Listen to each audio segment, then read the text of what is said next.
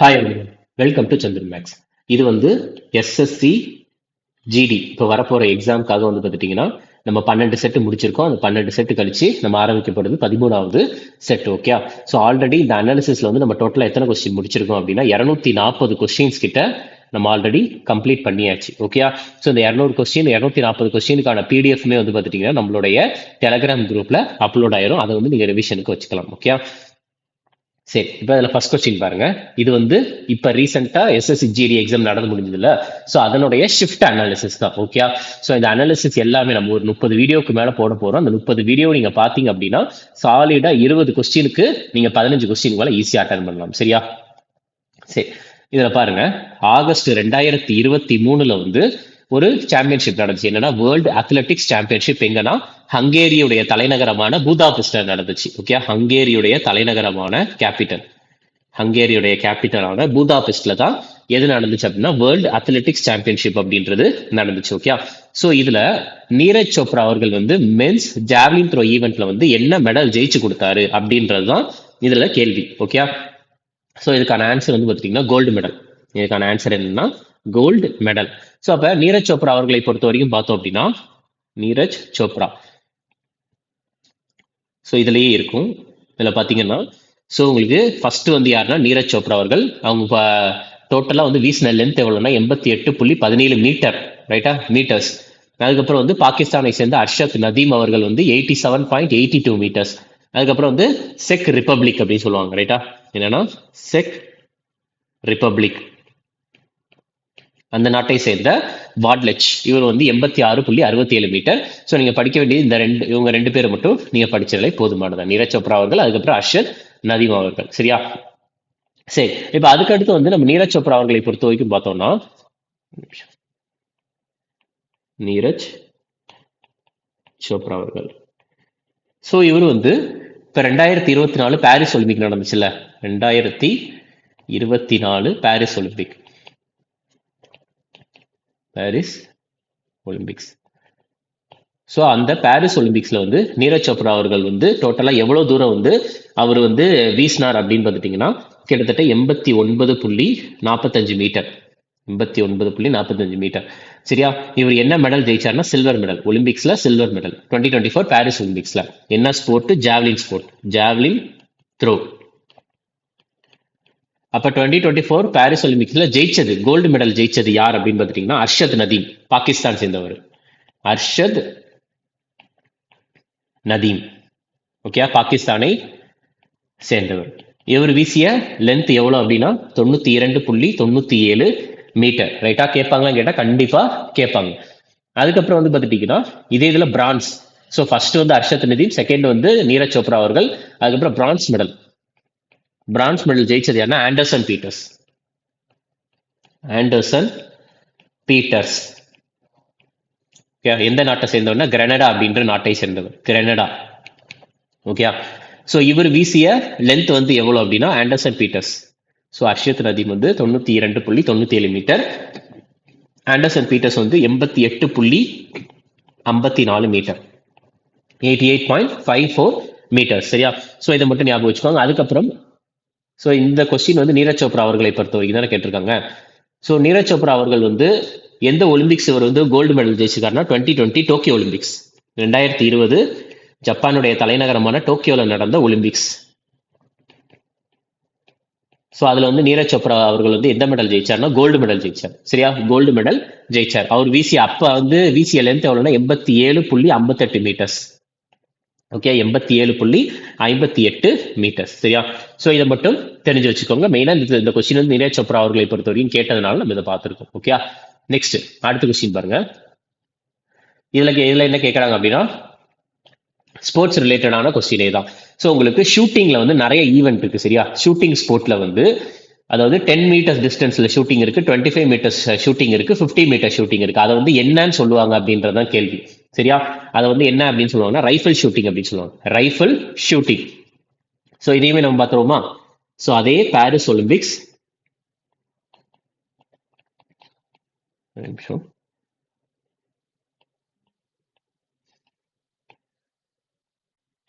Paris Olympics 2024. இந்த Paris ஒலிம்பிக்ஸ்ல வந்து இதில் என்ன கேட்டிருக்காங்க, ஷூட்டிங் பத்தி தானே கேட்டிருக்காங்க.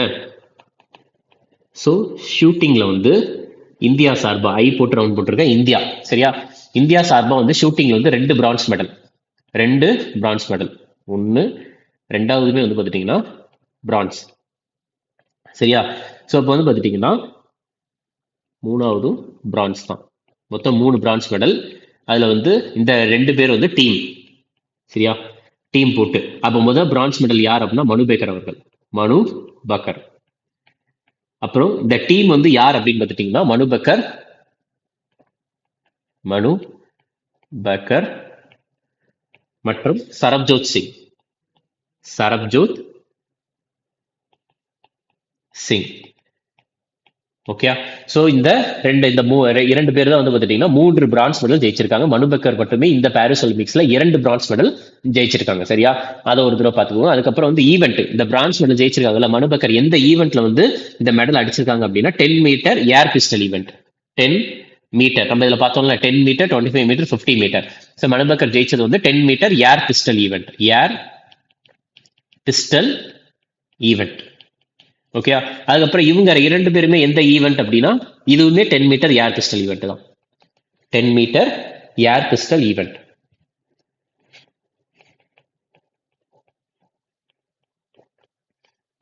ஓகே. ஸோ இது வந்து எது அப்படின்னா பாரிஸ் ஒலிம்பிக்ஸ்ல ஷூட்டிங் பத்தி. ஓகே. நெக்ஸ்ட் அடுத்த கேள்வி பாருங்க. இதுல என்ன கேட்கறாங்கன்னா சயின்ஸ் ரிலேட்டடான கொஸ்டின்.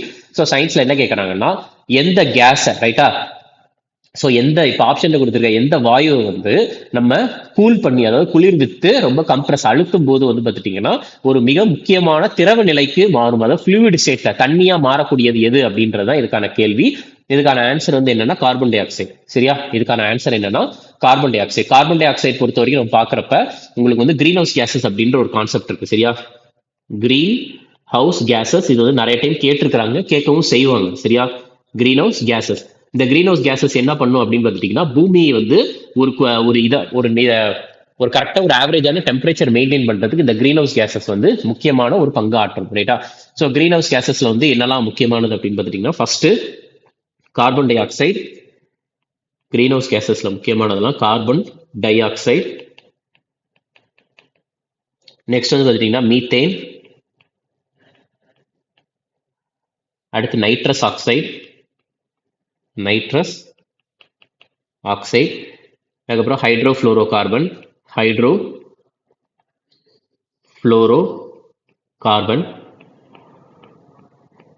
அடுத்து பெர்ஃப்ளோரோ கார்பன், நெக்ஸ்ட் சல்ஃபர் ஹெக்ஸாஃப்ளோரைடு,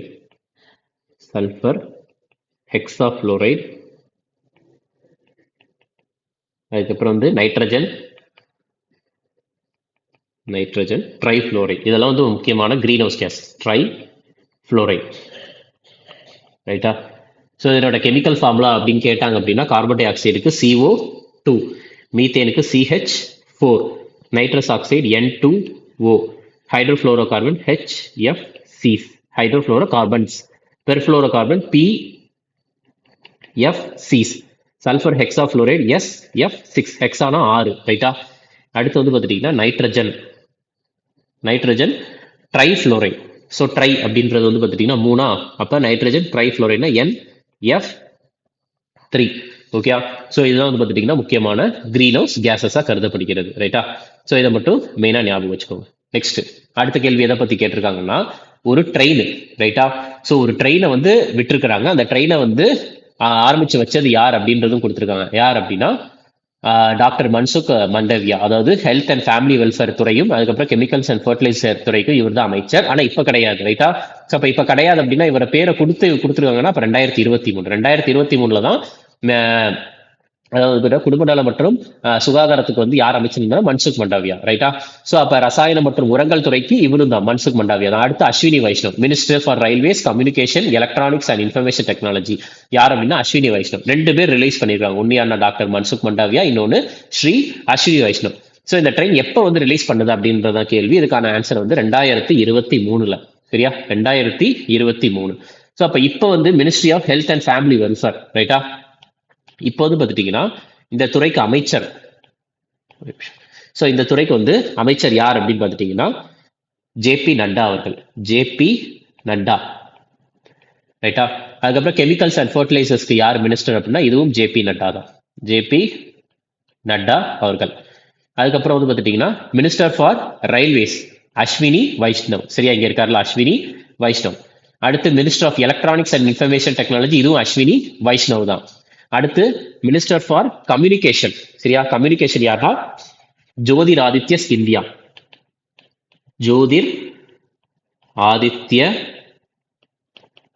ஸ்கிந்தியா, ரைட்டா. ஸோ இவர் தான் வந்து மினிஸ்டர். ஸோ மெயினா வந்து இந்த ஜன் ஔஷாதி ரயில் இருக்குல்ல, இது எதுக்காக அப்படின்னு பார்த்துட்டீங்கன்னா ஒரு திட்டத்தை பத்தி அவேர்னஸ் கொடுக்கறதுக்காக தான். ஒரு திட்டம் பற்றி கவர்மெண்ட் கொண்டு வந்த ஒரு ஸ்கீம் இருக்குல்ல, அந்த திட்டத்தை பத்தி மக்களுக்கு எல்லாம் பரவறதுக்காக கொடுத்தாங்க. அந்த திட்டத்தின் பெயர் வந்து என்ன அப்படின்னா, திட்டத்தின் பெயர் பிரதான் மந்திரி இல்லைன்னா பிரைம் மினிஸ்டர் பிரதான் மந்திரி பாரதிய ஜன் ஔஷாதி யோஜனா. ஜன் ஔஷாதி யோஜனா, யோஜனான திட்டம், ரைட்டா. ஸோ இப்போ இந்த திட்டத்திற்கு கீழே என்ன அப்படின்னு பார்த்துட்டீங்கன்னா மருந்துகள் இருக்குல்ல, ஸோ மருந்துகள் கிட்டத்தட்ட வந்து ஒரு 1750 மருந்துகள் போல வந்து இந்தியா ஃபுல்லா இருக்கிற 9000 ஜன் ஔஷாதி கடைகள், ரைட்டா, ஜன் ஔஷாதி கடைகள் வந்து இப்போ இன்ட்ரடியூஸ் பண்ணிருக்காங்க. அந்த கடைகள்ல வந்து கிட்டத்தட்ட 50%ல இருந்து 90% வரைக்கும் விலை குறைவாக கிடைக்கும் அப்படின்னு சொல்லியிருக்காங்க, ரைட்டா. இந்த ஒரு திட்டத்திற்கு கீழே அந்த திட்டத்தை பத்தி அவேர்னஸ் கொடுக்கறதுக்காக தான் இந்த ஒரு ட்ரெயின் வந்து ரிலீஸ் பண்ணியிருக்காங்க, ரைட்டா, 2023, ரைட்டா. ஸோ இந்த இதுல வந்து இந்த ஜன் ஔஷாதி யோஜனா இதை வந்து எப்ப லான்ச் பண்ணாங்க அப்படின்னு கேட்டாங்கன்னா 2008 தான் லான்ச் பண்ணியிருக்கிறாங்க. ஓகே, நெக்ஸ்ட் அடுத்த கொஸ்டின் பாருங்க. அடுத்த கொஸ்டின் எதை பத்தி கேட்டிருக்காங்கன்னா இந்திய பாலிட்டியில கேட்டிருக்காங்க. சரியா, சோ இந்திய அரசியல் அமைப்புல வந்து நம்ம சுப்ரீம் கோர்ட் வந்து ஒரிஜினல் ஜூரிஸ்டிக்ஷனை எக்ஸ்டென்சிவ் பண்ணும். சரியா, அதாவது சுப்ரீம் கோர்ட் ஃபண்டமெண்டல் ரைட்ஸ் அப்படின்னு வந்துட்டாலே நம்மளுக்கு என்ன அப்படின்னா ஆர்டிகல் 32 தான். இதுவே ஃபண்டமெண்டல் ரைட்ஸ் கூட வந்து ஹை கோர்ட் அப்படின்னு கேட்டாங்கன்னா அதுக்கான ஆர்டிகல் 226. சரியா, சோ சுப்ரீம் கோர்ட் அடிப்படை உரிமை அப்படின்னு இருந்துச்சுன்னா அதுக்கான ஆன்சர் வந்து article 32. High court fundamental rights அப்படின்னு இருந்துச்சுன்னா அதுக்கான ஆன்சர் வந்து 226. சரியா, சோ அந்த ரெட்டு பத்தி இருக்கு, ரெட்டு பத்தி நான் சொல்றேன், ரைட்டா, இந்த பிடிஎஃப்ல நான் சொல்லிடுறேன். சோ ஃபர்ஸ்ட் வந்து பாத்தீங்கன்னா நம்மளுக்கு ரெட் அப்படின்றது, அதாவது நம்மளுடைய அடிப்படை உரிமை மீறப்படும் போது டைரக்டா வந்து சுப்ரீம் கோர்ட்டுக்கு அப்ரோச் பண்ணலாம் அப்படின்னு சொல்றது ஆர்டிகல் 32, ரைட்டா, ரைட் டு கான்ஸ்டிடியூஷனல் ரெமெடி அப்படின்னு சொல்றது. ஆர்டிகல் 32 என்ன சொல்றாங்கன்னா ரைட் டு கான்ஸ்டிடியூஷனல் ரெமடிஸ். ரெமடிஸ்னா தீர்வு. சரியா, நம்மளுக்கு அரசியலமைப்பு ரீதியாக வந்து தீர்வு கொடுக்கறது தான் வந்து ஆர்டிகல் 32. ஆர்டிகல் 236, அதாவது ஆர்டிகல் 226 ஆர்டிகல் 32 வந்து எதை பத்தி பேசுது அப்படின்னா ரெட்டு பத்தி தான், நீதி பேராணை பத்தி பேசுறது தான். ஸோ இந்த ரெட்டு வந்து 32 அப்படின்னா அது சுப்ரீம் கோர்ட். இதுவே ஆர்டிகல் 226 அது வந்து ஹை கோர்ட், ரைட்டா. 32 சுப்ரீம் கோர்ட், 226 ஹை கோர்ட், ரைட்டா. ஸோ அதை மட்டும் தெரிஞ்சு வச்சுக்கோங்க. மொத்தம் ரெட்டு வந்து ஒரு 5 வகையான நீதி பேராணை இருக்குது. ஒன்று ஹேபியஸ் கார்பஸ், ஆட்கொணர்வு மனு அப்படின்னு சொல்லுவாங்க. ஸோ அதுக்கு வந்து என்ன மீனிங் அப்படின்னா இது எல்லாமே லாட்டின் வார்த்தை, வேற மொழியில இருக்கிற வார்த்தை. ஸோ இதுக்கு இங்கிலீஷ் மீனிங் அப்படின்றத இங்க எழுதியிருக்கேன் ப்ளூ கலர்ல, ரைட்டா. ஹேபியஸ் கார்பஸ் அப்படின்னா to have the body of, அதாவது இல்லீகலா ஒருத்தரை வந்து அரெஸ்ட் பண்ணி போறாங்க அப்படின்னா நீதிமன்றத்தின் முன் 24 மணி நேரத்துக்குள்ள ஆஜர் பண்ணணும் அப்படின்ட்டு கோர்ட் வந்து ஆர்டர் போடுறதா ஹேபியஸ் கார்பஸ், ரைட்டா. ஜேபி படத்துல வர்றது. ஸோ மேண்டமஸ் அப்படின்றது வி கமாண்ட். ஒரு கவர்மெண்ட் ஆஃபீஸ்ல வந்து ஒருத்தர் ஒழுங்கா ஒர்க் பண்ணல அப்படின்னா ஒழுங்கா ஒர்க் பண்ணுங்க, உங்களுடைய டியூட்டியை கரெக்டா பண்ணுங்க அப்படின்னு சொல்லி போடுறதுதான் மேண்டமஸ், வி கமாண்ட். அடுத்து குவா வாரண்டோ, 5வது வந்து பாத்துட்டீங்கன்னா குவா வாரண்டோ அப்படின்றது பை வாட் அத்தாரிட்டி, எந்த ஒரு அடிப்படையில் நீங்கள் இந்த பதவியில உட்கார்ந்து இருக்கிறீங்க நிரூபிக்கப்படாவிட்டால் அந்த பதவியில இருந்து உங்களை தூக்கிடும் அப்படின்னு சொல்றதா குவா வாரண்டோ. ஸோ செர்ஷியரி ப்ரொஹிபிஷனும் கொஞ்சம் குழப்பம். ஸோ செர்ஷியரி ப்ரொஹிபிஷன் அப்படின்றது ஹையர் கோர்ட், ஹை கோர்ட் கிடையாது, மேல, அதாவது மேல இருக்கிற ஹை கோர்ட் வந்து அதுக்கு கீழே இருக்கிற கோர்ட்டுக்கு போடுறதுதான் ஹை கோர்ட் வந்து லோயர் கோர்ட்டுக்கு போடும், ஹையர் கோர்ட் லோயர் கோர்ட்டுக்கு போடுறதுதான் செர்ஷியரி ப்ரொஹிபிஷனும். இன்கேஸ் வந்து செர்ஷியரி அப்படின்றது வந்து என்னன்னா, ஸோ ஒரு கோர்ட் வந்து பார்த்துட்டீங்கன்னா ஆல்ரெடி ஒரு கேஸ் போய்கிட்டு இருக்கு, ஒரு கோர்ட்ல ஒரு டிஸ்ட்ரிக்ட் கோர்ட்ல வந்து ஒரு கேஸ் போய்கிட்டு இருக்கு. ஸோ அதை அவங்க வந்து என்ன சொல்றாங்க அப்படின்னு பார்த்துட்டீங்கன்னா உங்களுடைய ஜூரிஸ்டிக்ஷன்ல இல்லாத ஒரு விஷயத்த வந்து பார்த்துட்டீங்கன்னா நீங்க வந்து டீல் பண்ணிக்கிட்டு இருக்கீங்க. ஸோ அதனால வந்து என்ன பண்றாங்க அப்படின்னா ஸோ ஒரு ஜூரிஸ்டிக்ஷன்ல இல்லாத ஒரு கேஸை எடுத்து நீங்க விசாரணை பண்ணி அதுக்கு வந்து தீர்ப்பு கொடுத்துருக்கீங்க, ரைட்டா? செர்ஷியோராரி சொல்லிக்கிட்டு இருக்கேன். உங்க ஜூரிஸ்டிக்ஷன் உங்களுடைய அந்த வரம்புக்கு இல்லாத ஒரு விஷயத்தை வந்து எடுத்து நீங்க வந்து அதை வந்து கேஸ் நடத்தி நீங்க தீர்ப்பு கொடுத்துருக்கீங்க. ஸோ அந்த தீர்ப்பை வந்து பார்த்துட்டீங்கன்னா நீங்க வந்து டெசிஷனை மாத்தணும், சரியா? நீங்க டெசிஷன் வந்து என்ன பண்ணணும், கேன்சல் பண்ணணும். அந்த தீர்ப்பை கேன்சல் பண்ணணும்னு சொல்லி போடப்படுறது, ஹையர் கோர்ட்ல இருந்து லோயர் கோர்ட்டுக்கு போடப்படுறது தான் செர்ஷியோராரி.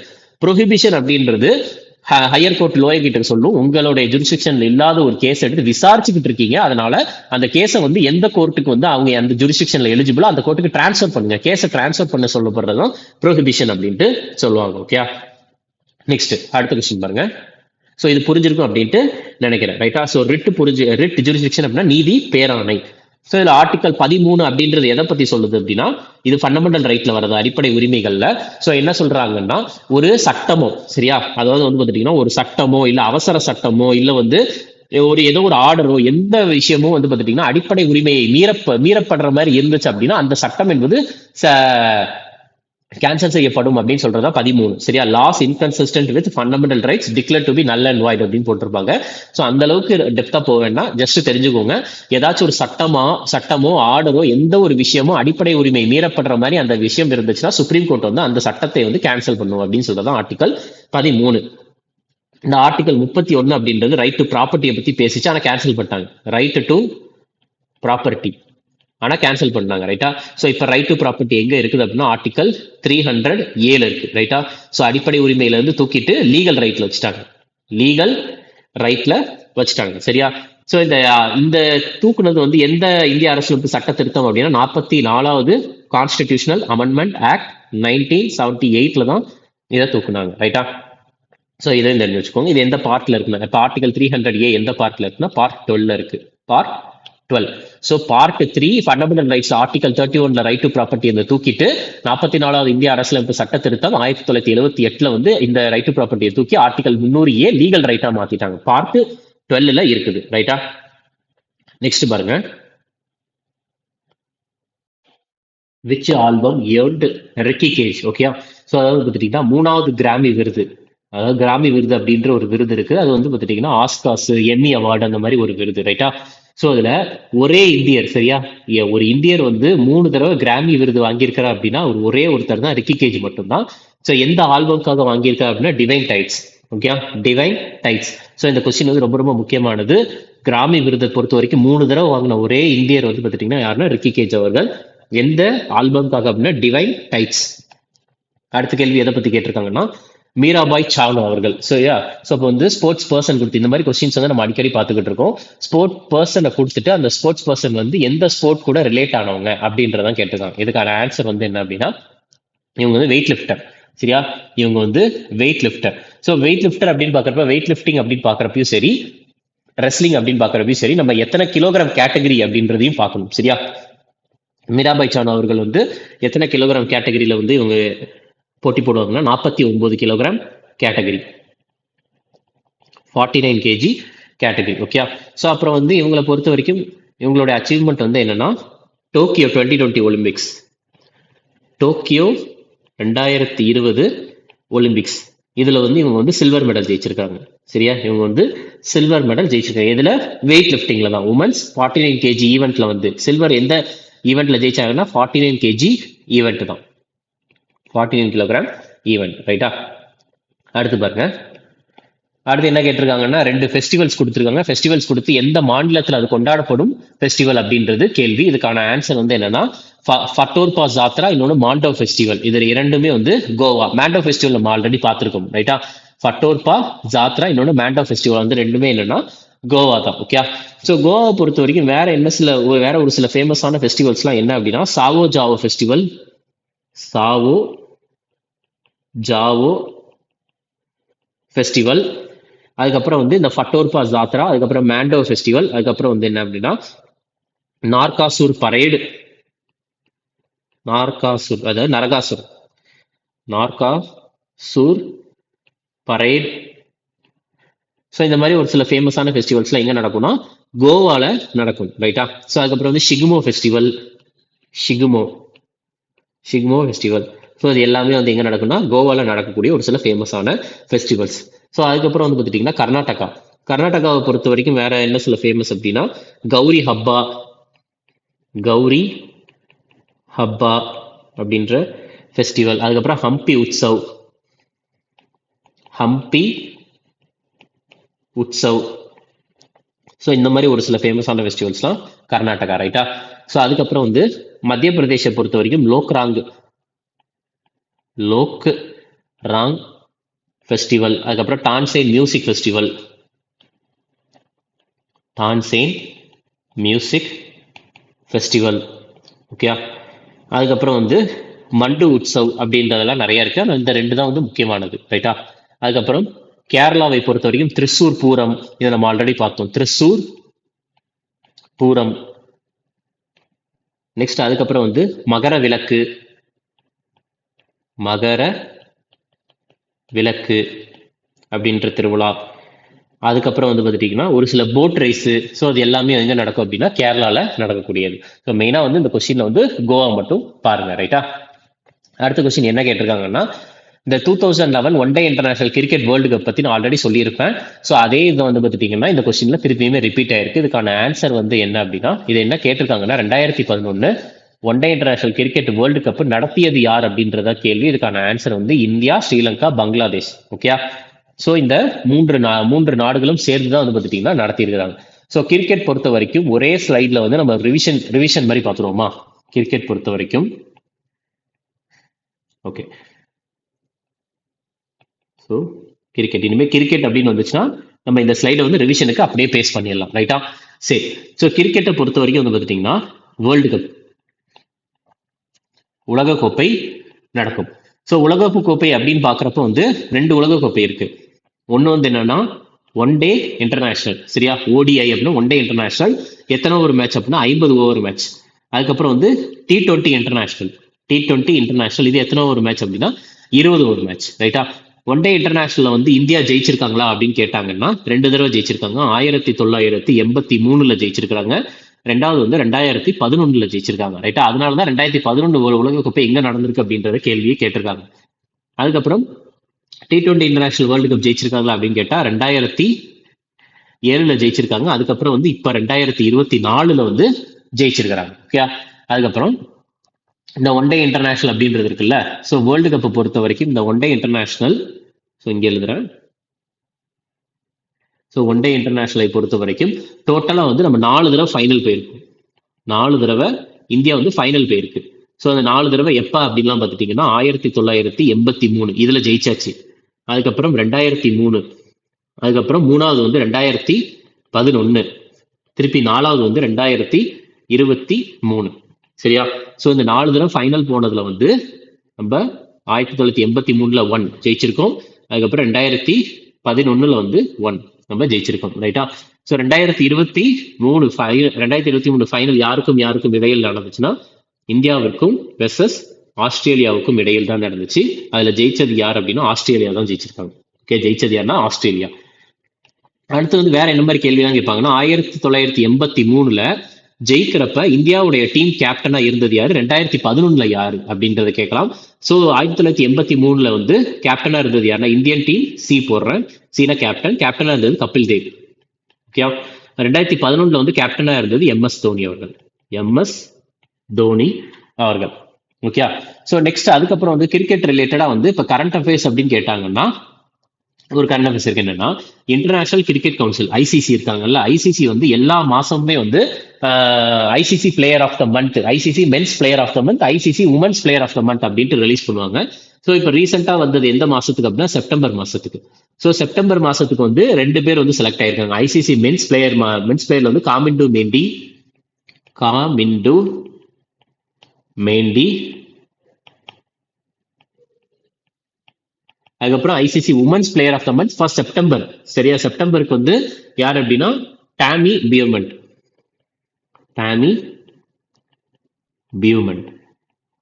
ஸோ இவங்க எந்த கண்ட்ரி அப்படின்றதும் படிச்சுக்கலாம். என்ன அப்படின்னு பார்த்துட்டீங்கன்னா இவங்க வந்து ஸ்ரீலங்கா, இலங்கையை சேர்ந்தவங்க. டாமி பியூமண்ட் வந்து இங்கிலாண்டை சேர்ந்தவங்க, ரைட்டா. ஸோ இது புரிஞ்சிருக்கும் அப்படின்னு நினைக்கிறேன். அதுக்கப்புறம் வந்து பார்த்துட்டீங்கன்னா கிரிக்கெட்லயே வந்து இன்னொரு டைட்டில் இருக்கு. அதுதான் என்ன அப்படின்னா ஐபிஎல், ரொம்ப ஃபேமஸான இந்தியன் பிரீமியர் லீக், ரைட்டா? ஸோ ஐபிஎல்ஐ பொறுத்த வரைக்கும் ஃபர்ஸ்ட் எப்போ நடந்துச்சு அப்படின்னா ஐபிஎல் 2008 நடந்துச்சு. 2008. இந்த 2008 நடந்த ஃபைனல்ல வந்து யாரும் போட்டி போட்டாங்கன்னா ராஜஸ்தான் ராயல்ஸும் சென்னை சூப்பர் கிங்ஸும் போட்டி போட்டாங்க. சரியா? ஃபர்ஸ்ட் 2008 நடந்த ஃபைனல்ல ராஜஸ்தான் ராயல்ஸும் சென்னை சூப்பர் கிங்ஸும் போட்டி போட்டாங்க. அதுல ஜெயிச்சது யார் அப்படின்னு பாத்தீங்கன்னா ராஜஸ்தான் ராயல்ஸ் தான் ஜெயிச்சிருக்காங்க. ஓகே. ஸோ இப்போ ரீசெண்டா நடந்து முடிஞ்சது வந்து எத்தனாவது எடிஷன் அப்படின்னா 17வது எடிஷன். 17வது எடிஷன். அந்த 17வது எடிஷன் ஃபைனல்ல சரியா இறுதி போட்டியில வந்து யாரெல்லாம் போட்டி போட்டாங்கன்னா கொல்கத்தா நைட் ரைடர்ஸும் சன் ரைசர்ஸ் ஹைதராபாத்தும் போட்டி போட்டாங்க. இதுல ஜெயிச்சது யார் அப்படின்னா கொல்கத்தா நைட் ரைடர்ஸ் தான் ஜெயிச்சாங்க. அதுக்கப்புறம் வந்து ஐபிஎல் உடைய சேர்மன், ஐபிஎல் உடைய இப்போதைக்கு சேர்மன் யாருன்னா அருண் சிங் டுமால். அருண் சிங் டுமால். ஓகே. நெக்ஸ்ட் அதுக்கப்புறம் வந்து பாத்துட்டீங்கன்னா ஐபிஎல்ஐ பொறுத்த வரைக்கும் அதிகமா கப்பு ஜெயிச்சது யார் அப்படின்னா சிஎஸ்கே வந்து ஒரு 5 தடவை கப் அடிச்சிருக்காங்க. அதுக்கப்புறம் மும்பை இந்தியன்ஸ் வந்து 5 தடவை கப் ஜெயிச்சிருக்காங்க. ரைட்டா? ஸோ ஐபிஎல் நடத்துறது யார் அப்படின்னா BCCI, board of cricket control for India. ரைட்டா? ஸோ அப்போ வந்து நம்ம என்னெல்லாம் பார்த்துருக்கோம்னா ஒன் டே இன்டர்நேஷனல், அதுக்கப்புறம் T20 வேர்ல்டு கப், அதுக்கப்புறம் ஐபிஎல். ரைட்டா? ஸோ இது ரிலேட்டடான ஒரு சில விஷயங்கள்லாம் பார்த்துருக்கோம். அதுக்கடுத்து கிரிக்கெட் ரிலேட்டடான ஒரு சில முக்கியமான டேர்ம்ஸ், நார்மலா வேற ஒரு சில டேர்ம்ஸ்லாம் தெரிஞ்சிடும் உங்களுக்கு வந்து பார்த்துட்டீங்கன்னா. Terms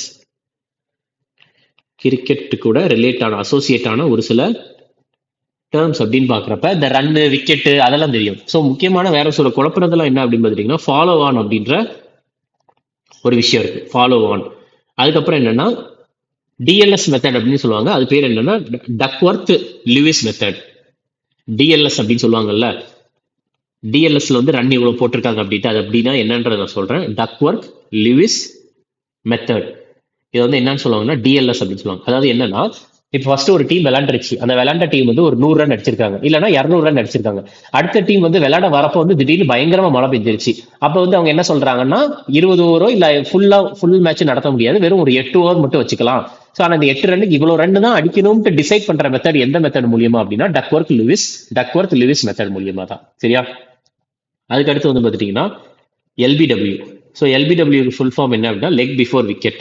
leg before wicket. அதுக்கப்புறம் ஸோ கிரிக்கெட்டை பொறுத்த வரைக்கும் ஸோ எதுலலாம் வந்து மேட்சஸ் நடக்கும் அப்படின்னு பார்த்துட்டிங்கன்னா ஒன்று டெஸ்ட் கிரிக்கெட், இன்னொன்று வந்து என்னன்னா ஒன் டே இன்டர்நேஷனல், அதுக்கப்புறம் வந்து T20 இன்டர்நேஷனல் இல்லை T20 cricket. So test cricket பொறுத்த வரைக்கும் டோட்டலாக எத்தனை நாள் நடக்கணும்? 5 நாள் நடக்கும்.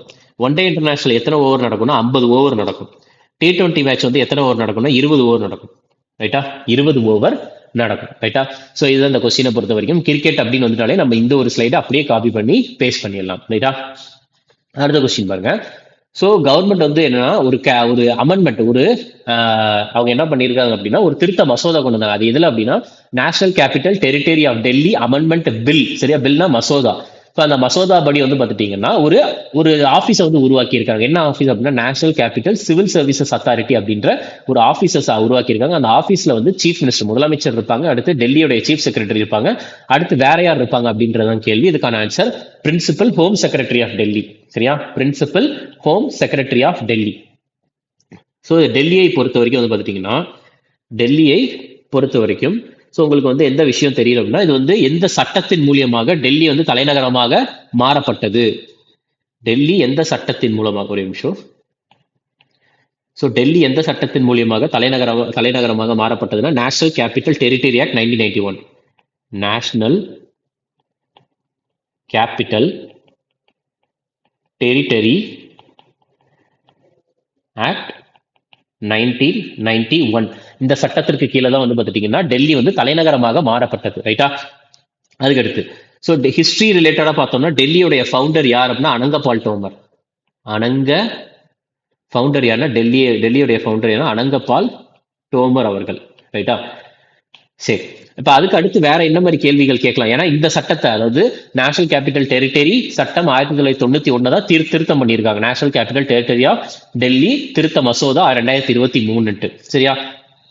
அதுக்கடுத்து வேற என்ன முக்கியம் அப்படின்னா நம்மளுக்கு இந்தியா இருக்குல்ல, இந்தியாவுடைய கேபிட்டல் வந்து ஃபர்ஸ்ட் கொல்கட்டா தான் இருந்துச்சு. கொல்கட்டான்ற பேர் கிடையாது, கல்கட்டா. சரியா? கல்கட்டாவா தான் இருந்துச்சு. ஸோ இந்த கல்கட்டா அப்படின்றது டெல்லிக்கு மாறினது எப்ப அப்படின்னா டிசம்பர் 12, 1911 தான் மாறுச்சு. ஸோ அந்த ஒரு நிகழ்வை தான் என்னன்னு சொல்லுவாங்க டெல்லி தர்பார் அப்படின்னு சொல்லுவாங்க. ஹிஸ்டரியில வரும் டெல்லி தர்பார் அப்படின்ட்டு சொல்லியிருப்பாங்க. ரைட்டா? ஸோ இந்த டெல்லி தர்பாரை வந்து யாரெல்லாம் அட்டன் பண்ணியிருப்பாங்க அப்படின்னு பார்த்துட்டீங்கன்னா, இங்கிலாந்துடைய கிங், இங்கிலாந்துடைய அரசரான George V, England king George V attend பண்ணியிருப்பாங்க. அதுக்கப்புறம் வந்து குயின் மேரி அட்டன் பண்ணியிருப்பாங்க. குயின் மேரி அட்டன் பண்ணியிருப்பாங்க. ஸோ இதெல்லாம் வந்து பார்த்துட்டீங்கன்னா முக்கியமானது. 1911 தான் இந்தியாவுடைய தலைநகரம் அப்படின்றது கல்கட்டால இருந்து டெல்லிக்கு மாறப்படுகிறது. ஸோ டெல்லி அப்படின்னு பார்க்குறப்ப வந்து டெல்லியுடைய ஃபவுண்டர் வந்து யாருன்னா அனங்கபால் டோமர். இன்கேஸ் கல்கட்டாவுடைய ஃபவுண்டர் இல்லைன்னா கல்கட்டாவுடைய ஆர்கிடெக்ட் யாரு அப்படின்னு கேட்டாங்கன்னா ஜாபு சர்னாக். கல்கட்டாவுடைய ஃபவுண்டர் யார்டா? Job Charnock. ஓகே, ஸோ இது புரிஞ்சிருக்கும் அப்படின்னு நினைக்கிறேன். ஸோ இந்த மாதிரி தான் வந்து பார்த்துட்டீங்கன்னா நம்ம ஒரு கொஸ்டின் எடுத்துட்டோம்னா அந்த கொஸ்டின் ஜஸ்ட் வந்து ஓகே இந்த மசோதா இந்த சட்டம் அவ்வளோதான் முடிஞ்சு போச்சு அப்படின்றது இல்லாம நம்ம இதுக்கு முன்னாடி பார்த்த 12 ஷிஃப்ட்ல 12 வீடியோ போட்டு அந்த 12 வீடியோல இந்த 240 கொஸ்டினுமே இந்த மாதிரி தான் 360 டிகிரியில் நம்ம கவர் பண்ணியிருப்போம். சரியா? சரி, இதுக்கு அடுத்த கொஸ்டின் பாருங்க. இந்த கொஸ்டின் பார்த்தீங்க அப்படின்னா, India has an open border. அப்போ வந்து பார்டர் ரிலேட்டடான கொஸ்டின். ஸோ இந்தியா வந்து எந்தெந்த நாடுகள் கூட வந்து ஓப்பன் பார்டர் ஷேர் பண்ணுது அப்படின்றது தான் இதுக்கான கேள்வி. ஸோ அப்போ ஓப்பன் பார்டர் அப்படின்றது என்னன்னு பார்த்துட்டோம்னா, ஓப்பன் பார்டர் அப்படின்றது மக்கள் ஆகட்டும், மக்கள், அதுக்கப்புறம் வந்து பார்த்துட்டிங்கன்னா பொருட்கள், குட்ஸ். ஸோ இது ரெண்டுமே வந்து என்ன ஆகலாம் அப்படின்னு பார்த்துட்டிங்கன்னா ஃப்ரீயாக வந்து அந்த பார்டரில் வந்து மூவ் ஆகலாம். ரைட்டா? ஸோ எந்த ஒரு ரெஸ்ட்ரிக்ஷன் எதுவுமே இல்லாம வந்து மக்களும் குட்ஸுமே வந்து பார்த்தீங்கன்னா பொருட்கள் எல்லாமே அந்த பார்டர்ல இந்தியாவுக்கும் அந்த நாட்டுக்குமான பார்டர்ல வந்து மூவ் பண்ணலாம் அப்படின்னு சொல்றாங்க. ஸோ இந்தியாவுக்கும் பாகிஸ்தானுக்கும் ரெஸ்ட்ரிக்ஷன் இருக்கு, இந்தியாவுக்கும் சைனாக்கும் சண்டை நடந்திருக்கு, ஸோ ரெஸ்ட்ரிக்ஷன் இருக்கு, இந்தியாவுக்கும் மயான்மாருக்குமே சேம். ஸோ இந்தியாவுக்கும் நேபாளுக்கும் தான் ஓப்பன் பார்டர் இருக்குது. சரியா? இந்தியாவுக்கும் நேபாளுக்கும், நேபாள் மற்றும் பூட்டானுக்கும் இருக்கு. இந்தியாவுக்கும் பூட்டானுக்கும் வந்து நேபாளுக்கும் பூட்டானுக்குமே ஓப்பன் பார்டர் அப்படின்றது இருக்குது அப்படின்றத தெரிஞ்சுக்கோங்க. சரியா? நேபாள் மற்றும் பூட்டான். சரி, அதுக்கப்புறம் வந்து பார்த்துட்டிங்கன்னா நம்ம பார்டர் அப்படின்னா நம்ம ஆல்ரெடி பார்த்துருக்கோம். ஸோ இந்தியா வந்து எத்தனை நாடுகள் கூட வந்து பார்டர் ஷேர் பண்ணுது அப்படின்னா பங்களாதேஷ், அதுக்கப்புறம் சைனா, அப்புறம் பாகிஸ்தான், நேபாள், மயான்மர், பூட்டான், அதுக்கப்புறம் ஆப்கானிஸ்தான், மொத்தம் 7 நாடுகள் கூட லேண்டை ஷேர் பண்ணுது. சரியா?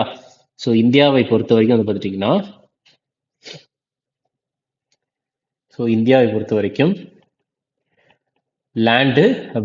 லேண்டு பார்டர் ஷேர் பண்றது 7 நாடுகள் கூட. சரியா? வாட்டர் பாடி, சரியா, சி பார்டர் ஷேர் பண்றது 2 நாடுகள் கூட. அந்த 2 நாடுகள் என்ன அப்படின்னா இலங்கை மற்றும் மால்தீவ்ஸ். சரியா? 2 நாடுகள் கூட வாட்டர் இல்ல சி பார்டர் வந்து ஷேர் பண்றாங்க. ஓகே, சரி. அதுக்கப்புறம் வந்து பங்களாதேஷை பொறுத்த வரைக்கும் ஒரு விஷயம் தெரிஞ்சுக்கணும். பங்களாதேஷ்க்கு வந்து நம்ம ஷார்ட்கட் என்ன பார்த்தோம் அப்படின்னா WATM² அப்படின்னு பார்த்தோம். சரியா? WATM² அப்படின்னா என்னன்னா பங்களாதேஷ் கூட எந்தெந்த மாநிலங்கள், இந்தியாவோட எந்தெந்த மாநிலங்கள்லாம் பார்டர் ஷேர் பண்றாங்க அப்படின்னு பார்த்துட்டீங்கன்னா ஃபர்ஸ்ட் டபிள்யூனா வெஸ்ட் பெங்கால், அசாம், திரிபுரா, மெகாலயா, மிசோரம். சரியா? இந்த 5 நாடுகள் தான் பங்களாதேஷ் கூட பார்டர் ஷேர் பண்ணுது. பங்களாதேஷ் பொறுத்த வரைக்கும் ரொம்ப முக்கியம். ஏன்னா பங்களாதேஷ் தான் இந்தியா கூட அதிகமா பார்டர் ஷேர் பண்ற நாடு. கம்மியா பார்டர் ஷேர் பண்றது ஆப்கானிஸ்தான். பங்களாதேஷ் பொறுத்த வரைக்கும் 4096.7 கிலோமீட்டர், ஆப்கானிஸ்தானை பொறுத்த வரைக்கும் 106 கிலோமீட்டர். ரைட்டா? 106 கிலோமீட்டர். நெக்ஸ்ட் வந்து பார்டரை பொறுத்த வரைக்கும் நீங்க இன்னொரு விஷயமும் தெரிஞ்சுக்கணும். அது என்ன அப்படின்னு பார்த்துட்டீங்கன்னா 8 டிகிரி, 9 டிகிரி, 10 டிகிரி சேனல் அப்படின்னு சொல்லுவாங்க. ஸோ பார்டர்ஸை பொறுத்த வரைக்கும் ஒரு விஷயம் இருக்குது. என்னன்னா 8 டிகிரி சேனல், இன்னொன்று 9 டிகிரி சேனல். இது வந்து அதிகமாக கொஸ்டின்ஸ்ல கேட்டிருக்காங்க. 9 டிகிரி சேனல். அதுக்கப்புறம் வந்து பார்த்துட்டீங்கன்னா 10 degree channel. 8 degree channel, 9 degree, 10 degree.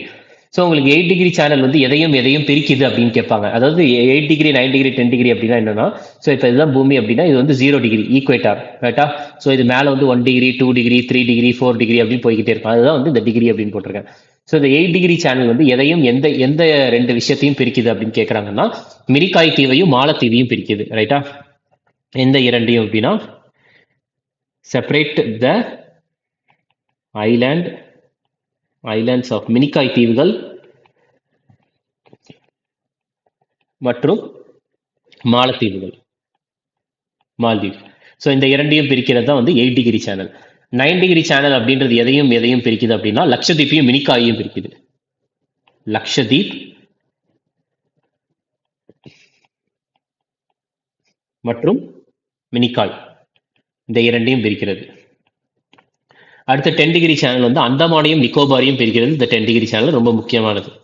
Andaman and Nicobar இந்த 2ஐயும் பிரிக்கிறது என்னன்னா 10 டிகிரி சேனல். ஓகே, சரி. அடுத்த கேள்வி வந்து எதை பத்தி கேட்டிருக்காங்க அப்படின்னா நிதியாண்டு. சரியா, இந்தியாவில் வந்து நிதியாண்டு அப்படின்றது எந்த நாள்ல இருந்து எந்த நாள் வந்து எடுக்கப்படும் அப்படின்னு கேட்கறாங்க. இது வந்து எல்லாருக்குமே தெரிஞ்ச ஆன்சர் தான். இது வந்து பார்த்துட்டீங்கன்னா ஃபர்ஸ்ட் ஏப்ரல் 1 இருந்து மார்ச் 31 வரைக்கும் நிதியாண்டு அப்படின்றது எடுக்கப்படும். ரைட்டா, எப்ப இருந்து எப்போ வரைக்கும் அப்படின்னா ஏப்ரல் 1 இருந்து மார்ச் 31 வரைக்கும். சரியா, இது மட்டும் இந்த ஃபினான்ஷியல் இயர் அப்படின்ட்டு சொல்லுவாங்க. அடுத்த கேள்வி வந்து பாத்தீங்கன்னா நியூக்ளியர் பவர் பிளான்ட் பத்தி கேட்டிருக்காங்க. இந்த கொஸ்டின்ல நியூக்ளியர், அதாவது நியூக்ளியர் ஃபியூஷன், நியூக்ளியர் பாம்ஸ், அதை பத்திலாம் நம்ம இதுல பார்க்க போறோம். ரொம்ப ரொம்ப முக்கியமான ஒரு கொஸ்டினா இருக்க போகுது. ரைட்டா, சோ என்ன அப்படின்னு பாத்துட்டீங்கன்னா, சோ எந்த மாநிலத்துல, இந்தியாவில் எந்த மாநிலத்துல வந்து Kudankulam nuclear power plant locate ஆயிருக்கு அப்படின்னு கேட்டிருக்காங்க. இது ஈஸியான கேள்வி. இதுக்கான ஆன்சர் வந்து தமிழ்நாடு. சரியா, இதுக்கான ஆன்சர் வந்து என்னன்னா தமிழ்நாடு. ஸோ இந்தியாவை பொறுத்த வரைக்கும் ஒரு சில ஃபேமஸான நியூக்ளியர் பவர் பிளான்ட்ஸ் இருக்குது. ரைட்டா, ஸோ நம்ம பார்த்துடலாம். ஸோ இதில் எழுதிடுறேன். என்ன பார்க்க போறோம்னா நியூக்ளியர் பவர் பிளான்ட்ஸ், பிபின்னு போட்டுருக்க பவர் பிளான்ட்ஸ். ரைட்டா, ஸோ இந்தியாவில் வந்து ஃபேமஸான நியூக்ளியர் பவர் பிளான்ட்ஸ்லாம் வந்து பார்த்துட்டீங்கன்னா first Tarapur atomic power station. இந்த தாராப்பூர் பவர் ஸ்டேஷன் எங்க இருக்குது அப்படின்னா மகாராஷ்டிரால இருக்குது. ரைட்டா, அதுக்கப்புறம் வந்து கூடங்குளம், கல்பாக்கம், அதெல்லாம் தெரியும். ஸோ கூடங்குளம் வேற என்ன அப்படின்னு பார்த்துட்டீங்கன்னா கல்பாக்கம். இந்த இரண்டுமே வந்து பார்த்துட்டீங்கன்னா எங்க இருக்குன்னா தமிழ்நாட்டில் இருக்கு. சரியா, கூடங்குளம் மற்றும் கல்பாக்கம் இந்த இரண்டுமே எங்க இருக்குன்னா தமிழ்நாட்டில் திருநெல்வேலி டிஸ்ட்ரிக்ட்ல இருக்குது. ஓகே, கல்பாக்கம் அப்படின்றது வந்து உங்களுக்கு ஈசிஆர், சரியா, சென்னை பக்கத்துல இருக்கு. கல்பாக்கம் அப்படின்ற இடத்துல இருக்குது கல்பாக்கம் பவர் பிளான்ட். கூடங்குளம் அப்படின்றது திருநெல்வேலி. நெக்ஸ்ட் வந்து பார்த்துட்டீங்கன்னா Narora nuclear power plant. Narora அப்படின்றது வந்து எங்க இருக்குன்னா உத்தரப்பிரதேசம். நரோரா அப்படின்றது உத்தரப்பிரதேசம்ல இருக்கு. அதுக்கப்புறம் வந்து பார்த்துட்டீங்கன்னா கைகா, மகாராஷ்டிரால இன்னொன்னுமே இருக்கு, கைகா அப்படின்ட்டு. Kaiga nuclear power plant. Okay, so இதையுமே வந்து தெரிஞ்சுக்கோங்க. நெக்ஸ்ட் வந்து பார்த்துட்டீங்கன்னா நியூக்ளியர் பவர் பிளான்ட்ல வந்து மொத்தம் வந்து பார்த்துட்டீங்கன்னா நியூக்ளியர் ஃபிஷன் அப்படின்றது, நியூக்ளியரை பொறுத்த வரைக்கும் இங்க எழுதுறேன். நியூக்ளியரை பொறுத்த வரைக்கும் நியூக்ளியர் ஃபியூஷன் அப்படின்ற ஒன்று இருக்கு. நெக்ஸ்ட் வந்து பார்த்துட்டீங்கன்னா ஃபிஷன் அப்படின்ற ஒன்று இருக்கு. ஸோ ஃபியூஷன் என்ன, ரெண்டு விஷயம் ஒன்னா சேர்றது. சரியா, ஸோ இங்க ஒரு விஷயம் இருக்கு, இங்க ஒரு விஷயம் இருக்கு, ரெண்டுமே ஒன்னா சேர்றது ஃபியூஷன். ஃபிஷன் என்ன, ஒரு விஷயம் இருக்குது, அது இரண்டுமே ரெண்டா பிரிகிறது fission. Okay, so nuclear power பிளான்ட்ல வந்து நியூக்ளியர் ஃபியூஷன் யூஸ் பண்ணுவாங்களா, நியூக்ளியர் ஃபிஷன் யூஸ் பண்ணுவாங்களா அப்படின்னு கேட்டா ஃபிஷன். சரியா, நியூக்ளியர் பவர் பிளான்ட்ல ஃபிஷன் யூஸ் பண்ணுவாங்க. அதுக்கப்புறம் வந்து பார்த்துட்டீங்கன்னா இரண்டாம் உலக போர் அப்ப, செகண்ட் வேர்ல்டு வார் எப்ப நடந்துச்சுன்னா 1939 இருந்து 1945 வரைக்கும் நடந்துச்சு. அதுல 1945 ஆகஸ்ட் 6 மற்றும் ஆகஸ்ட் 9 என்ன பண்ணாங்க அப்படின்னு பார்த்துட்டீங்கன்னா யுனைடெட் ஸ்டேட்ஸ் ஆஃப் அமெரிக்கா வந்து ஜப்பான் மேல குண்டு போட்டாங்க. சரியா, ஸோ ஆகஸ்ட் 6 1945 போடப்பட்ட குண்டோடைய பேரு ஹிரோஷிமா. அதாவது ஹிரோஷிமால போட்டிருக்காங்க, ஜப்பான்ல ஹிரோஷிமா அப்படின்ற இடத்துல வந்து போட்டிருக்கிறாங்க. ஆகஸ்ட் 9 1945 நாகசாக்கி அப்படின்ற இடத்துல பாம்பு போட்டிருக்கிறாங்க. ரைட்டா, ஸோ இதுல என்ன அப்படின்னா உங்களுக்கு ஹிரோஷிமா மற்றும் நாகசாக்கி எப்படின்னா ஆகஸ்ட் 6 ஆகஸ்ட் 9 அப்படின்றது மட்டும் ஞாபகம் வச்சுக்கோங்க. ஸோ இந்த விஷயங்கள் வந்து யார் மேல போட்டாங்க அப்படின்னா யுனைடெட் ஸ்டேட்ஸ் ஆஃப் அமெரிக்கா வந்து ஜப்பான் மேல போட்டது. சரியா, ஜப்பானை அழிக்கிறதுக்காக போடப்பட்டதுதான் ஹிரோஷிமா மற்றும் நாகசாக்கி அப்படின்னு. இதுக்கு வந்து பேரே இருக்குது, ஹிரோஷிமா மேல போடப்பட்ட பாம்பு இருக்குல்ல, அது பேர் வந்து என்ன சொல்லுவாங்கன்னா ஹிரோஷிமால போடப்பட்டது லிட்டில் பாய் அப்படின்னு சொல்லுவாங்க. நாகசாகியில போடப்பட்டது வந்து ஃபேட் மேன் அப்படின்னு சொல்லுவாங்க, ஃபேட் மேன். ஹிரோஷிமால போடப்பட்டது வந்து பார்த்துட்டீங்கன்னா கிட்டத்தட்ட 1,50,000 பேர் கிட்ட, சரியா, அப்ராக்சிமேட்டா 1,50,000 பேர் இறந்து போனாங்க. நாகசாகியில வந்து கிட்டத்தட்ட ஒரு 75,000 பேர் இறந்து போனதா சொல்லப்படுகிறது. இந்த இரண்டுமே வந்து நியூக்ளியர் பாம்ஸ் தான். அது வந்து நியூக்ளியர் ஃபியூஷனா ஃபிஷனா அப்படின்னு கேட்டாங்கன்னா அதுவுமே நியூக்ளியர் ஃபிஷன் தான். அது வந்து என்ன அப்படின்னு பார்த்துட்டீங்கன்னா நியூக்ளியர் ஃபிஷன் தான், ஆட்டம் பாம். ரைட்டா, ஸோ அது நியூக்ளியர் பாம்ல போடப்பட்டது nuclear fission. Okay, so next வந்து பார்த்துட்டீங்கன்னா இதுவே சூரியன்ல நடக்கிறது நியூக்ளியர் ஃபியூஷன். சூரியன் சன்ல நடக்கிறது நியூக்ளியர் ஃபியூஷன். சரியா, எதுவும்னா ஹைட்ரஜன் மற்றும் ஹீலியம்.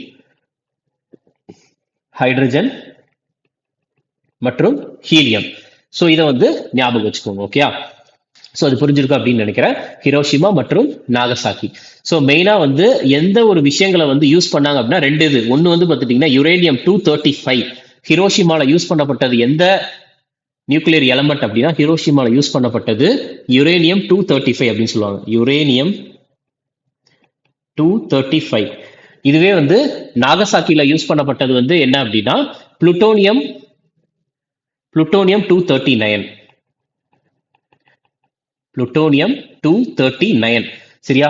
ஸோ இந்த ஸ்லைட் அப்படின்றது ரொம்ப ரொம்ப முக்கியமான ஸ்லைடு. நம்ம இனிமேல் நியூக்ளியர் பவர் பிளான்ட் பத்தி பார்த்தோம்னா இந்த ஸ்லைட் அப்படின்றது நம்மளுக்கு அப்படியே வந்துடும். ஸோ இரண்டாம் உலக போர் எப்போ இருந்து எப்போ வரைக்கும் நடந்துச்சுன்னா 1939 இருந்து 1945 வரைக்கும் நடந்துச்சு. ரைட்டா? சரி, நெக்ஸ்ட் இதை பார்த்தோம் அப்படின்னா பீகார். ஸோ பீகார்ல இருக்கிற முக்கியமான பவர் பிளான்ட் பேரு Rajauli nuclear power plant. Rajauli nuclear power plant, என்பிபின்னு போடுறேன், நியூக்ளியர் பவர் பிளான்ட். சரியா? என்பிபினா நியூக்ளியர் பவர் பிளான்ட். அதுக்கப்புறம் மத்திய பிரதேசில் இருக்கிறது வந்து Chutka nuclear power plant. Chutka nuclear power plant. ரைட்டா? அதுக்கப்புறம் தமிழ்நாட்டில் தெரியும் கல்பாக்கம், கூடங்குளம் அதெல்லாம் இருக்குது. ரைட்டா? ஸோ நெக்ஸ்ட் வந்து பார்த்துட்டீங்கன்னா அடுத்த கேள்வி பாருங்க.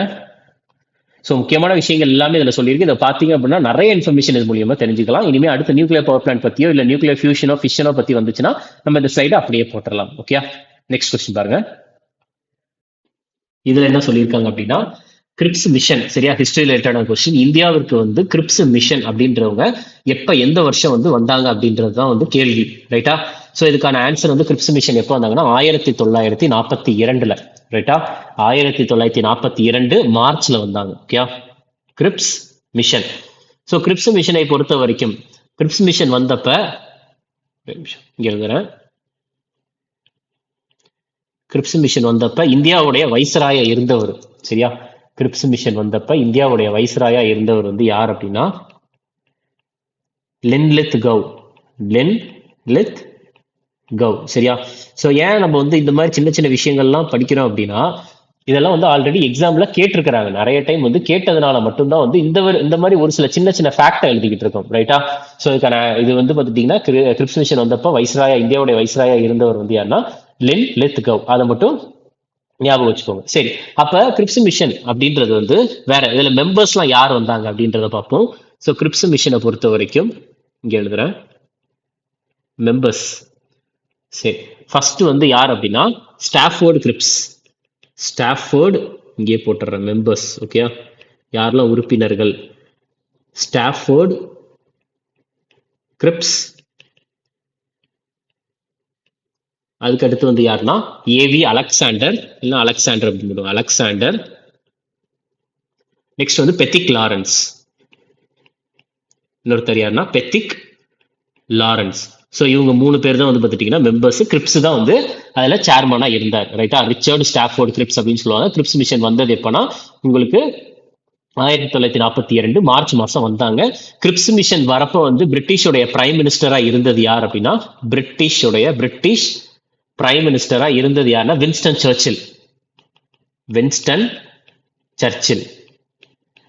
சர்ச்சில் வந்து எந்த பார்ட்டியை சேர்ந்தவர் அப்படின்றது கேள்வியில கேட்டிருக்காங்க. எந்த கட்சியை சேர்ந்தவர் அப்படின்னா கன்சர்வேட்டிவ் கட்சி. ஸோ பிரிட்டிஷ்ல அந்த டைம் சுதந்திரம் கிடைக்கிற டைம்ல வந்து 2 கட்சி தான். ஒன்று கன்சர்வேட்டிவ் கட்சி, இன்னொன்று லேபர் கட்சி. ரைட்டா? ஸோ கன்சர்வேட்டிவ் பார்ட்டியை சேர்ந்தவர் இவர். ஸோ வின்ஸ்டன் சர்ச்சிலுக்கு அடுத்து வந்து ஒருத்தர் வந்தாரு. அவர் தான் வந்து இந்தியா சுதந்திரம் கிடைக்கிறப்ப பிரிட்டிஷோடைய பிரைம் மினிஸ்டரா இருந்தார். ரொம்ப முக்கியமானவர். யார் அப்படின்னா கிளெமெண்ட் அட்லி. ஓகே, இவர் வந்து எந்த கட்சியை சேர்ந்தவர் அப்படின்னா லேபர் பார்ட்டி. ஸோ இவர் வந்து பிரிட்டிஷோடைய பிரைம் மினிஸ்டரா எந்த வருஷத்துல இருந்து எந்த வருஷம் வரைக்கும் இருந்தாருன்னா 1945 வரைக்கும் 45 இருந்து 51 வரைக்கும் இருந்திருக்கிறார். ரைட்டா? ஸோ அப்ப இந்தியா சுதந்திரம் வாங்குறப்ப பிரிட்டிஷுடைய பிரதம மந்திரியா இருந்தவர் யார் அப்படின்னா கிளெமெண்ட் அட்லி அவர்கள் தான். ஓகே, ஸோ இந்த கிரிப்ஸ் மிஷன் வந்தாங்களா, கிரிப்ஸ் மிஷன் வந்து என்ன பண்ணாங்கன்னா இந்தியாவிற்கு நாங்கள் என்னெல்லாம் கொடுக்கோம், கிரிப்ஸ் மிஷன் சக்சஸா ஃபெயிலியரா அப்படின்னு கேட்டாங்கன்னா கிரிப்ஸ் மிஷன் வந்து ஒரு ஃபெயிலியர், கம்ப்ளீட் ஃபெயிலியர். ரைட்டா? ஸோ கிரிப்ஸ் மிஷன் வந்து என்ன சொன்னாங்க அப்படின்னா இந்தியாவிற்கு நாங்கள் வந்து உங்களுக்கு மேலாட்சி அரசு முறை, அதாவது டொமினியன் ஸ்டேட்டஸ் அப்படின்றது வந்து கொடுக்குறோம் அப்படின்னு சொன்னாங்க. ஆனால் ரிஜெக்ட் பண்ணிட்டாங்க இந்தியா. அதுக்கப்புறம் வந்து ஒரு கான்ஸ்டிடியூவன்ட் அசம்பிளி. ரைட்டா? நீங்க வந்து சட்டத்தை நீங்க வந்து ரெடி பண்றதுக்காக ஒரு கான்ஸ்டியூண்ட் அசம்பிளி வந்து நாங்கள் உருவாக்கி தரோம், அதையுமே வந்து ரிஜெக்ட் பண்ணிட்டாங்க. சிம்பிளா வந்து கிரிப்ஸ் மிஷன் சக்சஸா ஃபெயிலியரா அப்படின்னு கேட்டாங்கன்னா கிரிப்ஸ் மிஷன் வந்து ஃபெயிலியர். ரைட்டா? ஸோ கிரிப்ஸ் மிஷனுக்கு அடுத்து வந்த மிஷன், ரைட்டா, கிரிப்ஸ் மிஷன் இருக்கு. ஸோ கிரிப்ஸ் மிஷன் எப்போ வராங்கன்னா 1942. ஸோ கிரிப்ஸ் மிஷனுக்கு அடுத்து வந்தது வந்து யார் அப்படின்னா கேபினெட் மிஷன். Cabinet mission. இந்த கேபினெட் மிஷன் வந்து எப்போ வந்தாங்கன்னா மார்ச் 24, 1946 வந்தாங்க கேபினெட் மிஷன். ஸோ கேபினெட் மிஷனை பொறுத்த வரைக்கும் யாரெல்லாம் மெம்பர்ஸா இருந்தாங்க, ரைட்டா? மெம்பர்ஸ். ஸோ யாரெல்லாம்னா 3 பேர். ஒன்று வந்து யார் அப்படின்னா பெத்திக் லாரன்ஸ். அதுக்கப்புறம் வந்து ஸ்டாஃபோர்டு கிரிப்ஸ். அதே கிரிப்ஸ் மிஷன்ல இருந்த 3 பேர் தான். Stafford, Cripps. அதுக்கு அடுத்து வந்து பார்த்துட்டீங்கன்னா ஏவி அலெக்சாண்டர். ஸோ இந்த 3 பேர் தான் வந்து பார்த்துட்டீங்கன்னா வராங்க. இதுல வந்து கேபினெட் மிஷனுடைய ஹெட்டா இருந்தவர் யாருன்னா பெத்திக் லாரன்ஸ். அங்க கிரிப்ஸ் மிஷன் ஹெட் யாருன்னா இவரு ஸ்டாஃபோர்டு கிரிப்ஸ். கேபினெட் மிஷனுக்கு ஹெட் யாரு? பெத்திக் லாரன்ஸ், ரைட்டா? இது சி, பெத்திக் லாரன்ஸ். இதை மட்டும் ஞாபகம் வச்சுக்கோங்க. நெக்ஸ்ட். ஸோ இது முடிஞ்சிருச்சா? அடுத்த கொஸ்டின் பாருங்க. அடுத்த கொஸ்டின் என்ன கேட்டிருக்காங்க? சேம் இந்தியன் பாலிட்டியில வந்து directive principles of state policy பத்தி கேட்டிருக்காங்க. ஆர்டிகல் 43 நல்லா தெரிஞ்சுக்கோங்க. Directive principles of state policy அப்படின்னு இருக்கு, சரியா? ஸோ இந்த directive principles of state policy வந்து எந்த நாட்டினுடைய அரசியலமைப்புல இருந்து வாங்கப்பட்டது அப்படின்னா இதுக்கான ஆன்சர் வந்து உள்ளேயே இருக்குது, ரைட்டா? டைரக்டிவ் DIRE அப்படின்னு இருக்கா. ஐஆர்இன்னு அயர்லாந்து. ஸோ எந்த நாட்டில இருந்து directive principles of state policy எடுக்கப்பட்டதுன்னா அயர்லாந்துல இருந்து வாங்கப்பட்டது. So article 43 directive principles of state பாலிசியை பொறுத்த வரைக்கும் 3 பிரின்சிபல்ஸ் இருக்கு. ஒன்று வந்து என்ன அப்படின்னா காந்தியன் பிரின்சிபல். இன்னொன்று வந்து சோசியலிஸ்டிக் பிரின்சிபல். இன்னொன்று வந்து என்னன்னா லிபரல் இன்டெலெக்சுவல்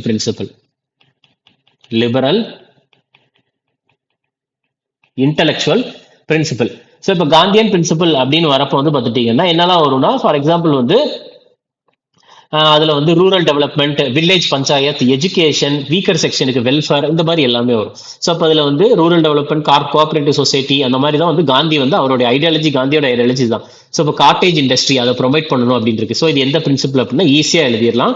இதுக்கான ஆன்சர் வந்து என்னன்னா காந்தியன் பிரின்சிபல், சரியா? இதுக்கான ஆன்சர் காந்தியன் பிரின்சிபல்.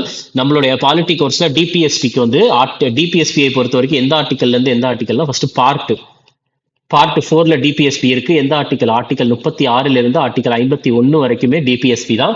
உங்களுக்கு இந்த 36ல இருந்து 51 வரைக்கும் கம்ப்ளீட் ஷார்ட்கட் வந்து நம்மளுடைய பாலிட்டி கோர்ஸ்ல டிபிஎஸ்பில இருக்கு, சரியா? அதையும் ஒரு தடவை ரெஃபர் பண்ணிக்கோங்க. நெக்ஸ்ட் அடுத்து என்ன கேட்கறாங்கன்னா எஸ்எஸ்சியோட ஃபேவரட் டாபிக்கான 2011 சென்சஸ், ரைட்டா?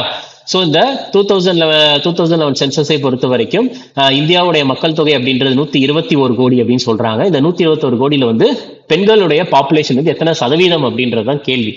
சரி, இப்ப இதை பார்ப்போமா?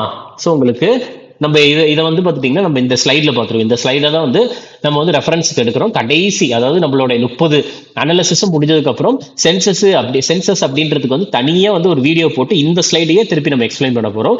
இதுல இருந்து மட்டும்தான் வந்து நம்ம இப்போ வரப்போற எஸ்எஸ்சி ஜிடிக்கு கேள்வி ஆன்சர், கொஸ்டின் அண்ட் ஆன்சர் வந்து இதுல இருந்து தான் வருமே, சரியா?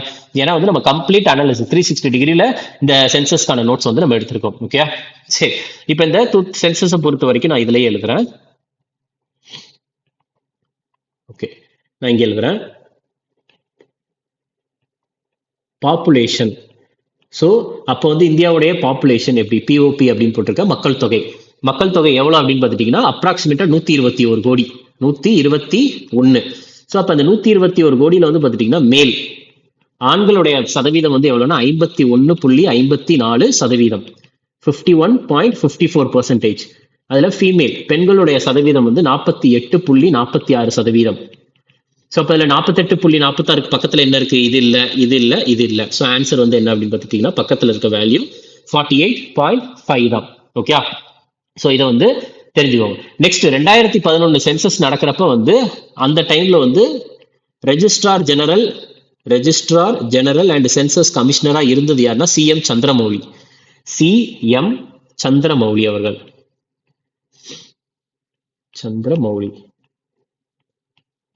ஓகே, ஸோ இது வந்து பார்த்துட்டீங்கன்னா நீங்க தெரிஞ்சுக்க வேண்டிய பாயிண்ட். நிமிஷம்.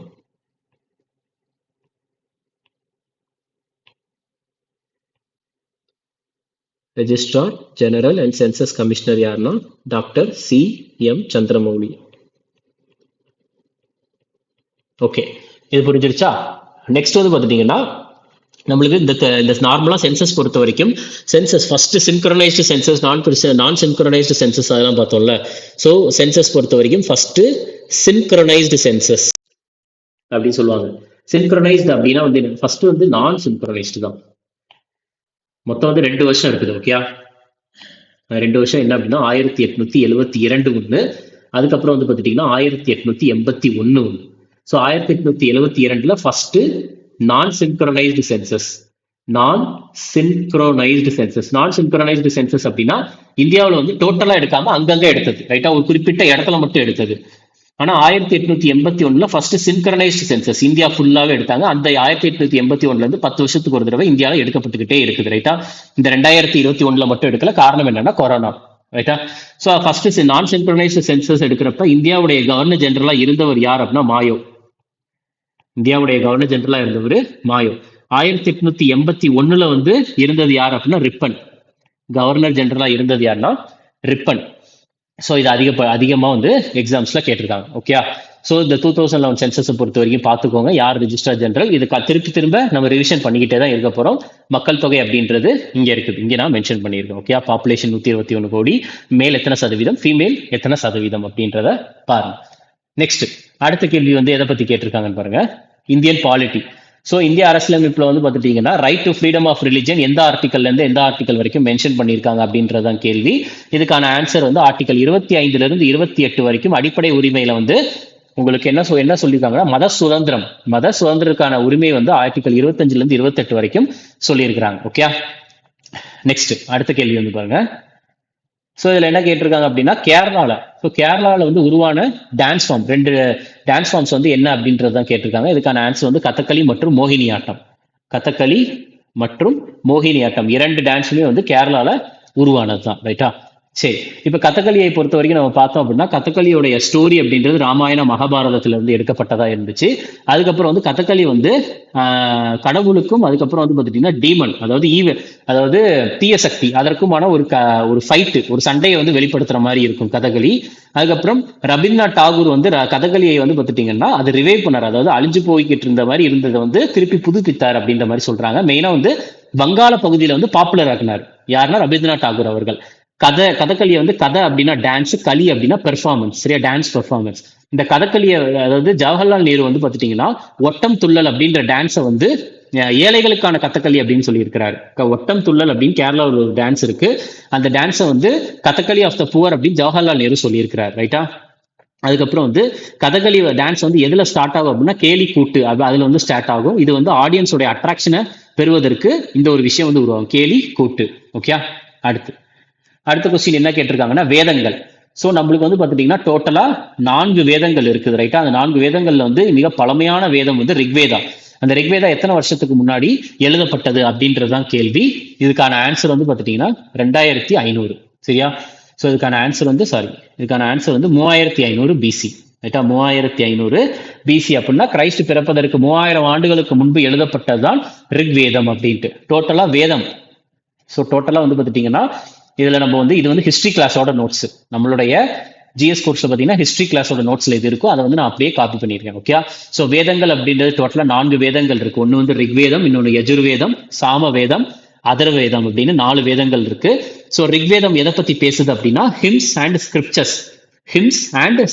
அதாவது ஹிம்ஸ் அப்படின்னா கீர்த்தனைகள், அதுக்கப்புறம் ஸ்கிரிப்சர்ஸ் அப்படின்னா வேதங்கள். ஸோ இதை பத்தி பேசுறதுதான் ரிக்வேதா. ரிக்வேதால வந்து 1028 ஹிம்ஸ் இருக்கு. ரைட்டா, 1028 ஹிம்ஸ் இருக்கு. ஹிம்ஸுக்கு இன்னொரு பேர் தான் சுக்தா.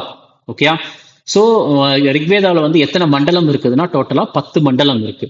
10 மண்டலத்துல 10வது மண்டலத்துல வந்து பாத்துட்டீங்கன்னா புருஷ சுக்தா தியரி அப்படின்ற ஒரு தியரியை கொடுத்திருக்காங்க. புருஷா அப்படின்னா பிரம்மா, கடவுள் பிரம்மா. அந்த புருஷ சுக்தா தியரியில தான் வந்து பாத்துட்டீங்கன்னா சத்துருவன்ய சொசைட்டி இருக்கு. அந்த சத்துருவன்ய சொசைட்டில 4 வர்ணாவை வந்து மென்ஷன் பண்ணியிருக்காங்க.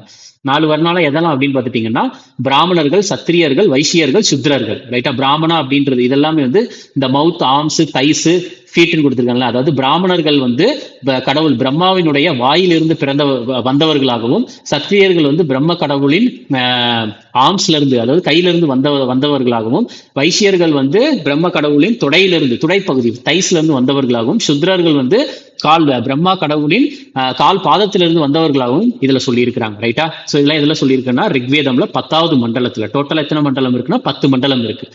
அடுத்த வேதம் வந்து யஜுர்வேதம். யஜுர்வேதம் வந்து பாத்தீங்கன்னா ரிச்சுவல்ஸ் பத்தி பேசுறாங்க. ரிச்சுவல்ஸ்னா சடங்குகள் பத்தி பேசுறது யஜுர்வேதம். யஜுர்வேதா 2 பார்ட் இருக்கு. ஒன்னு கிருஷ்ணா, இன்னொன்னு வந்து பாத்துட்டீங்கன்னா சுக்லா. ஓகே. அடுத்து பாத்தீங்க அப்படின்னா சாமவேதம். சாமவேதம் வந்து பாடல்களை பத்தி பாடுறது சொல்றதுதான் வந்து சாமவேதம்.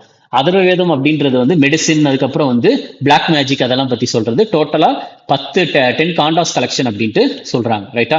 சோ இதுதான் வந்து பார்த்துட்டீங்கன்னா உங்களுக்கு அதர்வ வேதம். மொத்தம் 4 வேதங்கள் இருக்கு. இது ஒரு ரிவிஷனுக்காக வச்சுக்கோங்க. பட் ஆனா நம்மளுடைய ஹிஸ்டரியில வந்து வேதிக் கல்ச்சர், வேதிக் ஏஜ் பாத்தீங்கன்னா இன்னும் டீட்டெயிலா எக்ஸ்பிளைன் பண்ணியிருக்கேன். ஓகே. அடுத்த கேள்வி பாருங்க. சோ இதுல என்ன கேட்டிருக்காங்கன்னா கடைசி கொஸ்டின். சோ இது என்ன கேட்கறாங்கன்னா 2 விதமான ப்ரொடெக்ஷன். சரியா? 2 விதமான ப்ரொடெக்ஷன் எதுக்காக அப்படின்னு பார்த்துட்டீங்கன்னா to shield domestic industries from, அதாவது என்ன சொல்றாங்கன்னா வெளிநாட்டு போட்டியிலிருந்து உள்நாட்டு தொழிலை பாதுகாப்பதற்காக பயன்படுத்தும் 2 முக்கிய பாதுகாப்பு வடிவங்கள் வந்து என்ன அப்படின்றதான் கேள்வி. வெளிநாட்டு போட்டியிலிருந்து உள்நாட்டு தொழில்களை பாதுகாக்கிறதுக்கு 2 விஷயம் யூஸ் பண்ணுவாங்க. ஒன்னு வந்து பாத்துட்டீங்கன்னா டேரிஃப், இன்னொன்னு வந்து என்னன்னா கோட்டா. சரியா? சோ டேரிஃப் அப்படின்றது வந்து என்ன அப்படின்னா சுங்கவரி. சரியா?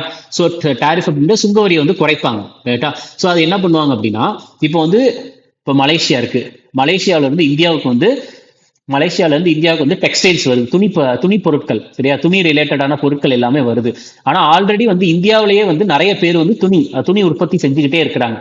அப்ப நிறைய பேர் மலேசியால இருந்து வரதான் வாங்கிக்கிட்டு இருக்காங்க. அப்படின்னா இந்தியாவில் இருக்க தொழில்களை வந்து பாதுகாப்பதற்காக இந்திய அரசாங்கம் வந்து என்ன பண்ணலாம் அப்படின்னா மலேசியால இருந்து இந்தியாவுக்கு வருவதற்கான இந்த துணி பொருட்களுடைய வரியை வந்து உயர்த்தும் பொழுது அந்த மலேசியால இருந்து வரக்கூடிய பொருட்கள் அப்படின்றது கொஞ்சம் கொஞ்சமா கம்மியாகும். அப்ப இந்திய பொருட்களை வாங்குபவர்கள் வந்து அதிகமாகிக்கிட்டே இருப்பாங்க. கரெக்டா? சோ இந்த மாதிரி அது வந்து டேரிஃப், சுங்கவரியை மூலியமாக பாதுகாக்கலாம். இன்னொன்று வந்து பாத்துட்டீங்கன்னா கோட்டா, அதாவது மலேசியால இருந்து துணி பொருட்கள் வருது அப்படின்னா அவங்க 100 டன் அனுப்புறேன் அப்படின்னு சொல்றாங்க. ஆனா தேவையில்லை, நீங்க 50 டன் இல்ல 20 டன் அனுப்புனாலே போதும். ஏன்னா மீதி இந்தியாவிலுமே உற்பத்தி ஆகுது. சோ நீங்க வந்து பாத்துட்டீங்கன்னா நீங்க 20 டன் அனுப்புனாலே போதும், அவ்வளவுதான் அனுப்பணும் அப்படின்ட்டு நிர்ணயிக்கிறது கோட்டாஸ். ஸோ இந்த டேரிஃப் மற்றும் கோட்டாஸ் தான் வந்து பாத்துட்டீங்கன்னா வெளிநாட்டு போட்டியிலிருந்து உள்நாட்டு தொழிலை பாதுகாப்பதற்காக அரசாங்கம் வந்து இந்த 2 முக்கிய பாதுகாப்பு வடிவங்கள் வந்து எடுக்கும். ரைட்டா? ஸோ இதுதான் நம்மளுக்கு 13வது எஸ்எஸ்சி ஜிடியோடைய அனாலிசிஸ். ரைட்டா? ஸோ இதெல்லாமே வந்து இப்போ ரீசெண்டாக நடந்த எக்ஸாமுடைய அனாலிசிஸாக தான் இருக்குது. ஸோ டோட்டலாக 260 கொஸ்டின்ஸ் வந்து நம்ம முடிச்சிருக்கோம். இந்த 260 அப்படின்றது பார்க்குறப்போ வந்து ஒரு பெரிய பல்கான ஒரு கொஸ்டினாக இருக்கும். நீங்கள் வந்து ஃப்ரம் டேலேருந்து கரெக்டாக டே 1லேருந்து பார்த்துக்கிட்டு இருந்தீங்கன்னா கடைசி டே வரைக்கும் பார்க்குறீங்க அப்படின்னா ஜிஎஸ்ல வந்து மேக்சிமம் எல்லா விஷயத்தையுமே கவர் பண்ற மாதிரி தான் என்னுடைய கிளாஸஸ் வந்து நான் அப்படி அந்த மாதிரி தான் நோட்ஸ் வந்து நான் எடுத்திருக்கிறேன். ரைட்டா? ஸோ இப்போ வந்து பார்த்துட்டீங்கன்னா நிறைய பேர் வந்து நோட்ஸ் வந்து தமிழ்லையுமே கேட்குறீங்க. ஸோ என்னுடைய பிளான் வந்து என்ன அப்படின்னு பார்த்துட்டீங்கன்னா ஃபர்ஸ்ட் நம்மளுக்கு இப்போ சென்சஸ், இப்போ ஃபார் எக்ஸாம்பிள் வந்து இந்த 2001 சென்சஸ் இருக்குதுன்னா ஸோ 2001 சென்சஸ் வந்து கம்ப்ளீட்டா உங்களுக்கு 30வது அனாலிசிஸ் முடியிறப்ப இந்த சென்சஸே மூணு பக்கம் வரும். இதே சென்சஸ் 3 பக்கம் வரும். இந்த சென்சஸ் மட்டுமே கிட்டத்தட்ட நம்ம வந்து ஒரு 30 தடவைக்கு மேல படிச்ச மாதிரி இருக்கும். அப்ப நம்ம நோட்ஸ் அப்படியே வந்து இதே நோட்ஸ் வந்து அப்படியே தமிழ்ல இது பண்ணி நம்மளுக்கு பிடிஎஃப் விட்டுரும். சரியா? சோ இந்த மாதிரி நம்ம பண்ணலாம். ஏன்னா ஒரு தடவையும் தமிழ் அப்படின்றப்ப வந்து மிக்ஸ் ஆகும். ரைட்டா? அப்போ வந்து நம்ம அனாலிசிஸ் முடிச்சதுக்கு அப்புறம் சென்சஸ்க்கு ஒரு 3 பக்கம் வருது, அந்த 3 பக்கத்தையும் கம்ப்ளீட்டா தமிழ்ல மாத்தி நம்ம கொடுத்துடலாம். ரைட்டா? இது கொஞ்சம் பெஸ்டா இருக்கும். தேங்க்யூ.